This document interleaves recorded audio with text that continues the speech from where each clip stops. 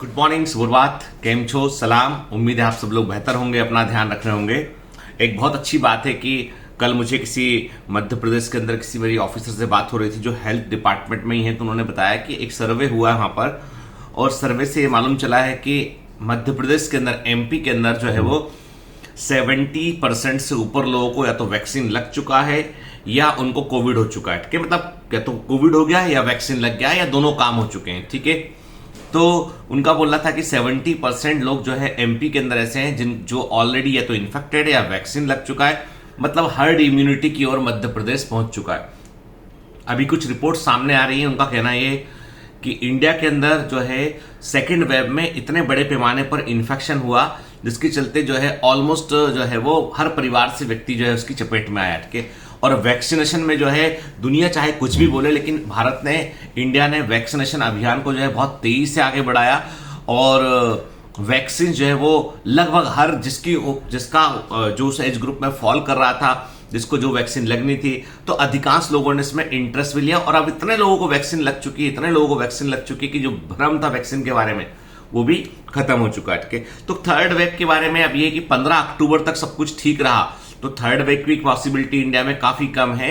लेकिन तब भी प्रिकॉशन तो बरतने पड़ेंगे, क्योंकि ये क्या होता है, ये तो इन्फेक्शन है ना, कभी भी एकदम से जो है वो बढ़ सकता है। ठीक है, क्योंकि ये तो सिंपल सी बात है कि जिन लोगों को नहीं हुआ है वो सबसे अधिक वल्नरेबल सिचुएशन में है, और उसमें सबसे पहले आते हैं बच्चे, छोटे बच्चे। खैर, ये तो कोविड रिलेटेड बात है। मैं हमेशा बोलता हूं आपसे कुछ भी शुरू करने के पहले कि भाई हमें थोड़ा सा पैंडेमिक को लेकर चिंतित रहना चाहिए कि जो है इसने हमारी लाइफ को बड़े पैमाने पर अफेक्ट किया है।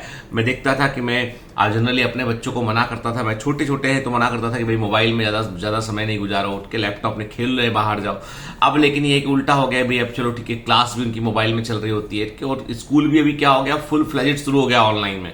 मतलब पहले क्या था, पहले एक दो क्लास लेके वो फॉर्मेलिटी पूरी कर दिया करते थे। अब बॉम्बे के जितने स्कूल्स हैं, बाकी जगह का मुझे पता नहीं, लेकिन वो बिल्कुल बाकायदा जैसे क्लासरूम चलता है वैसे ही शुरू हो गया, 8 बजे से लेकर 12 बजे 1 बजे तक। मतलब बच्चा ऑनलाइन में, मैंने एक बात गौर किया है, क्योंकि मेरा खुद भी ऑनलाइन पढ़ाता हूँ, ऑनलाइन एजुकेशन ही हमारा भी बायोमेट्रिक्स का। सच में बताऊं आपको कि ऑनलाइन में ज्यादा फोकस की जरूरत पड़ती है। जब आप ऑनलाइन पढ़ते हैं ना, तो एक तो सेल्फ डिसिप्लिन चाहिए आपका, दूसरा आपको और फोकस करना पड़ता है, तीसरा थोड़ा सा स्ट्रेस लेवल भी ज्यादा रहता है यहाँ पे, क्योंकि आप क्या होता है, आप जो है वो देख रहे हैं, समझ रहे हैं और फिर नोट भी कर रहे हैं। आप थोड़ा सा जो है ना वो एक फ्री माहौल नहीं रह पाता है। लेकिन विकल्प है, ऑफलाइन का बेहतर विकल्प ऑनलाइन ही है। लेकिन तब भी कल किसी बच्चे ने मुझे फोन करके पूछा, सर आप क्या सोचते हैं ऑफलाइन क्लासेस के बारे में, क्या वो इररिलेवेंट है? मैंने कहा बिल्कुल रिलेवेंट है बेटा। यानी ऑफलाइन क्लासेस को और ऑनलाइन को आप जो है कंपेयर कर रहे हैं तो मतलब आप बिल्कुल डिफरेंट एस्पेक्ट है दोनों के।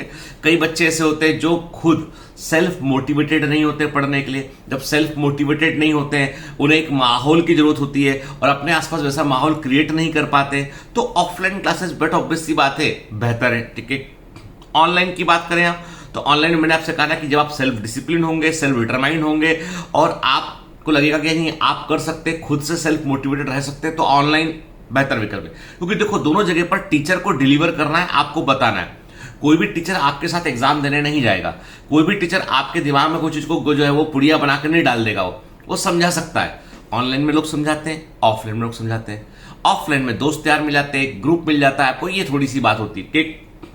खैर, हमें उस डिबेट में नहीं पढ़ना है, पर मैं इतना बताऊंगा कि हाँ, हर चीज का अपना सिग्निफिकेंस है, उसको महत्व दीजिए, किसी को कंपेयर मत कीजिए कि ऑनलाइन वर्सेस ऑफलाइन। ऑनलाइन में भी अलग अलग ब्रांड कौन से हैं, अलग, तो वो जो जिसको जमता है वो उसके लिए बेहतर है। ठीक है, अब मैं एक देख रहा था, कुछ दिन से मैंने देखा कि कुछ दिन से वीडियोस में जो है वो ऐसे कमेंट भी आ रहे हैं जो थोड़े से रिलीजियस कमेंट्स है। कोई भी, जैसे मान लीजिए आपकी गणेश विसर्जन का वीडियो हो या कोई वीडियो हो, तब मैं महसूस कर रहा हूं कि थोड़ा सा हम लोग रिलीजन को लेके बहुत ओवर सेंसिटिव तो पहले से थे ही हम लोग, ठीक है, थोड़े ओवर सेंसिटिव होते चले जा रहे हैं, रिएक्टिव हो रहे। ओवर सेंसिटिव भी नहीं बोलूंगा मैं, बोलूंगा रिएक्टिव हो रहे, जो कि थोड़ा सा चिंता का विषय है। एक किस्सा मुझे इससे याद आता है, वो किस्सा है मुल्ला नसरुद्दीन का। मुल्ला नसरुद्दीन जो है मिडिल ईस्ट में, ईरान वाले एरिया में जो है बड़े पॉपुलर व्यक्ति रहे। वो ईरान और सीरिया वाला जो हिस्सा है वहां पे काफी पॉपुलर व्यक्ति रहे वो, मुल्ला नसरुद्दीन। तो मिडिल ईस्ट की कई सारी कहानियां उनकी से अपने यहाँ पे अकबर बीरबल की कहानियां चलती हैं, तो मिडिल ईस्ट में मुल्ला नसरुद्दीन की कहानियां चलती हैं।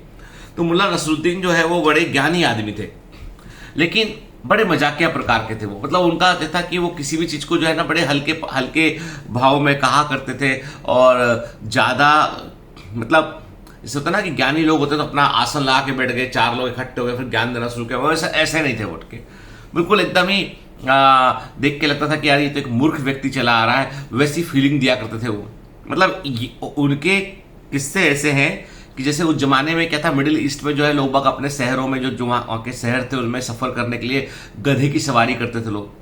अपने यहाँ पे तो घोड़े वोड़े थे, लेकिन वहां पे मिडिल ईस्ट में जो है वो गधे, जो मिडिल क्लास आदमी था वो गधा अफोर्ड करता था, और जो हाई क्लास या रॉयल फैमिली का व्यक्ति था वो घोड़ा रखा करता था, ऊंट रखा करते थे। मिडिल ईस्ट में घोड़ों का ज्यादा काम था भी नहीं वैसे भी, तो गधे की सवारी क्या करते थे वो, तो गधे पे जैसे लोग बैठते भाई कि गधे का पक्का बैठ गए और वो उसका लगाम टाइप पकड़ दिया, तो वो गधे पर उल्टे बैठा करते थे वो। मतलब गधे का मुंह इस तरफ और उनका मुंह इस तरफ, तो लोग उनको देखकर हंसा भी करते थे कि भाई अजीब सा आदमी ये, क्योंकि ये गधे पर बैठा है, वो भी उल्टा मुंह करके बैठा हुआ है। तो वो इस तरह के व्यक्ति थे। एक बार लोगों ने देखा कि मुल्ला नसरुद्दीन जो है वो बाजार जा रहे, गधे पर वही उल्टा बैठकर, भीड़ देख रही, छोटे बच्चे उनको चिढ़ाते भी थे, है ना, कि पागल है समझ के। तो वो अपना बाजार पहुंचे, बाजार पहुंचकर उन्होंने जो एक दुकान पर गए, वहां से उन्होंने बढ़िया वाले जो खजूर होते हैं, मिडिल ईस्ट में काफी अच्छे खजूर मिलते हैं, अच्छे वाले खजूर उन्होंने लिए कि भाई हमको आधा किलो खजूर दो, अच्छे वाले एक खजूर दिए उन्हें। कितना दाम हुआ? उसने बताया भाई कितना दाम हुआ आपका, जो भी वहां पे मोहर चला करती थी, भाई इतना इतना दाम इसका हुआ, गिन्नियां जो थी चलती थी। तो उन्होंने कहा ठीक है, खजूर का उन्होंने पैकेट अपने पास रखा, एक खजूर खाया उन्होंने, दो खजूर खाया, तो दुकानदार बोला साहब पेमेंट तो कर दो, मतलब पैसा दे दो मेरा, आप खाते रहना आराम से खजूर। तो हाँ हाँ हाँ पैसा देता हूँ। अपना एक जूता निकाला, जूता निकाल के जूते के अंदर अपना पूरा खंगार के पैसा ढूंढने की कोशिश की, नहीं मिला। दूसरा जूता निकाला, उसमें ढूंढा, नहीं मिला। फिर जुराबे जो मोजे पहन रखे थे वो निकाले, वहां पैसा ढूंढ रहा। अब वो दुकानदार बड़ा टेंशन में कि यार ये आदमी बड़ा अजीब है, मतलब पैसा क्योंकि क्या जूते में और मोजे में पैसा रखता है, पर मिला नहीं। फिर थोड़ा रुके वो मुल्ला नसरुद्दीन, फिर टोपी निकाली अपनी, टोपी में देखा टोपी में पैसा नहीं, टोपी को झड़ा कर देखा उसमें पैसा नहीं। अब उसके बाद उन्होंने जो है वो अपनी जो अपना नीचे जो धोती या पायजामा टाइप जो पहने थे उसको हिलाकर देखा तो भी पैसा ना निकले उसमें। फिर ऐसे यहां से कहीं से हाथ वाथ डाल के निकाला, अजीब अजीब जगह पर जो है वो हाथ डाल के वो पैसा निकालने की कोशिश कर रहे थे, पैसा ना मिले। और साथ साथ में क्या करते थे, जैसे ढूंढने के बाद रुकते थे, फिर 2-3 खजूर खाया करते थे। दुकानदार बहुत टेंशन में कि यार ये तो आधी तो खजूर खा गया, ये पैसा इसके पास दिख नहीं रहा, जाने कहां का टटोल रहा, पैसा है नहीं इसके पास में, और आधा खजूर खा चुका है। बोला भाई तुम खजूर खा जा रहे हो, पैसा तो ढूंढो। मैं ढूंढ तो रहा हूं पैसा, ढूंढता रहे, कभी बाल रगड़े, कभी कान ऐसे करे। अब वो दुकानदार बोला पागल ही गई है। दुकानदार बोला भैया कुर्ते की जेब में देख ले पैसा आपने, तेरे कुर्ते की जेब तूने नहीं देखी, बाकी तूने सब देख लिया है। बोला हाँ, कुर्ते की जेब में हाथ डाला, पैसा निकाला, दे दिया। दुकानदार बोला भाई तू पागल है क्या, कहां से आया तू, इतना देर तो जूता पर देख रहा है, तो टोपी देख रहा है, टोपी झड़क रहा है, यहां निकाल रहा, वहां आना, इधर उधर हाथ डाल के भगवान जाने कहां हाथ डाल के तू क्या क्या कोशिश कर रहा है, तो पैसा निकाले, कुर्ते की जेब में रखे पैसे, पागल है क्या तू। तो वो भीड़ लगी होती देख रही थी, भीड़ हंस रही होती, एक बुजुर्ग व्यक्ति बोलता है कि हाँ ये मुल्ला है, पागल है, मुल्ला नसरुद्दीन है, पागल है। तो बोलता है भाई देखो ऐसा है, मैं पागल हूं, मैं मान लेता हूं, पर एक बात बताऊं, तुम सारे लोग सबसे बड़े पागल हो, तुम सारे लोग सबसे बड़े पागल हो। कैसे? ऐसे कि तुम्हारा ईश्वर, तुम्हारा अल्लाह तुम्हारे मन के अंदर है, और तुम ढूंढ रहे हो अलग अलग जगह पर जाकर, कोई यहां ढूंढ रहा है, कोई वहां ढूंढ रहा है, कोई अजीबो गरीब जगह जाकर ढूंढ रहे हो तुम, वो तुम्हारे अंदर ही है। जैसे मेरे पैसे मेरे कुर्ते की जेब में थे, मुझे मालूम था, लेकिन मैं ढूंढ रहा था उसको अलग अलग जगह पर, शायद यहां से मिल जाए, शायद यहां से निकल आए, शायद वहां से मिल जाए। ऐसे ही हम लोग हैं, हमारा ईश्वर हमारे अंदर, हमारा अल्लाह हमारे अंदर, हमारा गॉड हमारे अंदर, लेकिन हम ढूंढेंगे बाहर जाकर उसको, हम प्रिटेंड करेंगे कि हम अच्छे हैं, बजाय अच्छे काम करने के, किसी की मदद करने के, हम प्रिटेंड करेंगे कि नहीं हम बहुत अच्छे हैं, हम बहुत नेक हैं, ये प्रिटेंड करेंगे हमको एक प्रकार का वैलिडेशन चाहिए वहां जाके, भैया मैं देखो मैं तैयार होकर, मुझसे कहा कि भाई मैं तैयार होकर वहां मंदिर गया, मस्जिद गया, मैंने ऐसा किया, मैंने वो सा किया, मैंने ये किया, देखो मैंने वहां पर दान दे के आया। नहीं, वो तुम्हारे अंदर है, उससे कोई फर्क नहीं पड़ता। You are not nothing in front of the god. रेत के कण के समान भी नहीं है आप, तो आप उसको क्या दे सकते हैं? एक चींटी हमसे आके बोले कि मैं आपको गिफ्ट देना चाहती हूं, अब वो क्या गिफ्ट देगी हमको?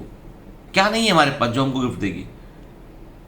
तो कहने की बात वही है कि हम लोग जब कभी इस तरह के हेट कमेंट करते हैं, रिलीजियस कमेंट करते हैं, तो इस बात का हमें ध्यान रखना कि हमारा ईश्वर हमारे अंदर है। कोई भी प्रथा, कोई भी सिस्टम, कोई भी रीति रिवाज इतना बड़ा नहीं है कि वो इंसान से ऊपर उठ जाए वो।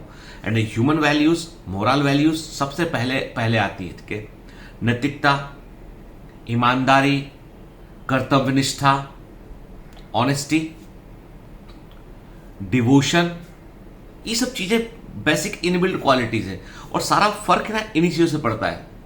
एक बेईमान आदमी जो है ना, शॉर्ट टाइम के लिए बड़ा फेमस हो सकता है। एक बेईमान आदमी थोड़े समय के लिए बहुत फेमस हो सकता है, बहुत पैसा कमा सकता है, लेकिन लंबे समय तक वो सारे लोगों को मूर्ख नहीं बना सकता है। क्योंकि बेईमानी जो है ना, वो एक दिन को बाहर झांकती है, वो ऐसी है कि छिप नहीं सकती, कभी वो सामने आती हो। सत्य गहरा होता है, जमीन में गहरे गड़े हुए खजाने के समान होता है। सच्चा व्यक्ति आपको भले ही ऊपर से ना दिखाई पड़े, पर वो गहरे धसे व्यक्ति के समान है, कीमती है वो, ऐसा होता है। तो चलिए, इस तरह की जब आप हेड कमेंट हम करते हैं किसी भी वीडियो में, किसी भी चीज के लेके, तो वो ठीक नहीं है, ठीक है? दरअसल मेरा ये मानना है कि हम लोग जिस देश में रहते हैं, वहां पर हम लोगों को इस बात को लेकर दिमाग में डाल लेना चाहिए कि हम अनेकता में एकता की मिसाल, शुरू से, अभी से शुरू से हम लोग के हमारे पास जो है वो बहुत सारे डिफरेंट टाइप के कलर्स हैं, डिफरेंट टाइप के रिलीजन्स हैं, डिफरेंट टाइप के हमारे पास जो फेस्टिवल्स हैं। मतलब we are the luckiest one कि हम सब चीज़ों को जानते हैं, सारे कल्चर को हम समझते हैं। अब आप किसी और कंट्री जाकर बात करेंगे तो उनको समझते ही नहीं कि क्या होता होगा, ये कौन सा फेस्टिवल होता है, ये कौन सा फेस्टिवल होता है। हम लोगों के पास तो बहुत सारे मौके होते हैं, बहुत सारे अलग अलग कल्चर को समझने के मौके होते हैं। जैसे हम मुंबई में आया तो मैंने देखा पारसी न्यू ईयर यहाँ पे बड़े सेलिब्रेशन से बनता है मुंबई के अंदर। पारसी न्यू ईयर, अलग तरह की डिशेज बनती हैं, तो तमाम 5 स्टार होटल्स में पारसी न्यू ईयर पे जो है वो उनका बुफे लगता है, पारसी डिशेज बनती है उसमें। तो हम लोग भी गए यहाँ पे देखने के लिए कि पारसी डिशेज कैसी होती हैं। खा के देखा हम लोगों ने, बड़ा मजा आया। यहाँ पर मेरे दोस्त मुझे अब कई लोग बोलते हैं सर आप थोड़े से मतलब इतने लिबरल कैसे आप? क्योंकि मेरा सराउंडिंग ऐसा रहा है। जब मैं मेडिकल कॉलेज में था तो मेरा दोस्त सबसे क्लोज दोस्त मेरा था इंसाफुद्दीन, और मेरे एक सीनियर मेरे बहुत क्लोज थे इसरारुद्दीन। दोनों भाई भाई नहीं थे, अलग अलग तरीके। तो इसरार सर और इंसाफ मेरा बैचमेट, और इसरार सर, ये इनके साथ मैंने तमाम रोजे के दौरान जो इफ्तार है वो किया है, मैंने इनके साथ रहा हूँ, साथ ही थे, एक ही हॉस्टल में थे हम लोग। मेरा खास दोस्त जो आज राजस्थान कैडर IPS है, अमनदीप सिंह कपूर, पंजाबी था, सिख था, वो पगड़ी वाला सिख, उससे बहुत कुछ सीखा। मेरी बैचमेट थी एक क्रिश्चियन थी, उससे बहुत कुछ सीखा। चर्च भी गए हम लोग, जब CMC बेल्लोर में पढ़ा करते थे तो हम हर संडे चर्च जाया करते थे। तो इससे क्या बदल गया? इससे तो मेरा ईश्वर नहीं खोया कहीं पर, उनका ईश्वर जो वो मानते हैं उससे मैं कनेक्ट और हो गया। अपने से कनेक्ट हो, उनसे भी कनेक्ट हो, इससे भी कनेक्ट हो। मेरे पास एक से अधिक मोबाइल फोन है, मतलब समझ रहे हैं, एक से अधिक चीजें मेरे पास है। तो why it is bad to know the other things also? उसको जानना क्या बुरा है, बताओ मेरे को? कुछ नुकसान है क्या उसमें? नहीं ना। इसलिए बजाय इस तरह के थॉट प्रोसेस के, we should get involve to know more about things, ठीक ना? क्योंकि उससे आपको एक इनसाइट मिलता है, आपको बेहतर करने का आपको चांस मिलता है आपसे, ठीक है? चलिए, ज़्यादा लंबा भाषण नहीं दूंगा आपको मैं, वैसे भी एक दिन के गैप के बाद आया हूँ, मेरा मेडिकल कॉन्फ्रेंस था। अच्छी बात बताऊँ, मैं जो है, अब देखो सब कुछ कोविड का सिचुएशन कुछ कह पाना बड़ा मुश्किल है एक्चुअली अभी तक, है ना? पर दिसंबर में मुझे इन्विटेशन मिला हुआ है जर्मनी के लिए एक मेडिकल कॉन्फ्रेंस में एज ए चेयरपर्सन जाने के लिए, कि वहाँ पर जाके मुझे पूरा कॉन्फ्रेंस जो है वो उसी का ट्रेनिंग था कल, उसी का मीटिंग था कल। तो मैं, हो सकता है कि मैं कहता हूँ कि कोविड सिचुएशन देखने के बाद ही मैं कोई स्टेप लूंगा। तो 99% है कि हो सकता है मैं दिसंबर में 3 दिन के लिए मैं जर्मनी जाऊं, तब मैं जर्मनी से वहां से आप लोगों को जर्मनी दिखाऊंगा मैं आपको, ठीक है? यदि गया तो ठीक है। तो हम लोग भी इन्वॉल्व होते हैं, हम लोग वहाँ जाते हैं, लोगों से पूछते हैं, देखते हैं कि किस प्रकार से वो अपना काम कैसे करते हैं, तो बहुत कुछ जानने सीखने मिला। दुनिया बहुत बड़ी है यार, हम कुएं के मेंढक मत बनिए, बाहर निकलिए, देखिए कि दुनिया कितनी बड़ी, किस तरह के लोग आपको मिलते हैं, कैसे आप उनसे फ्रेंडशिप होते हैं। मेरे दोस्त आज मोजम्बिक के अंदर मेरे दोस्त हैं, मेरे दोस्त जो है सूडान के अंदर है, मेरे दोस्त जो है वो इंग्लैंड के अंदर है, मेरे दोस्त जो है even I know few people in Syria. I know few people from Afghanistan. I know few people from Pakistan. I know few people from Nepal. आज सबसे जानता हूँ। मिलते हैं मेडिकल कॉन्फ्रेंस डॉक्टर्स, बातें करते हैं, शेयर करते हैं चीजें, नंबर एक्सचेंज करते हैं, ईमेल एक्सचेंज करते हैं, लिंक्डइन पे आके जुड़ते हैं, बातें करते हैं, बहुत चीजें है ना। चलिए तो मिलते हैं बेटा बाद में। ऑल द बेस्ट, अपना ध्यान रखिएगा, बाय बाय।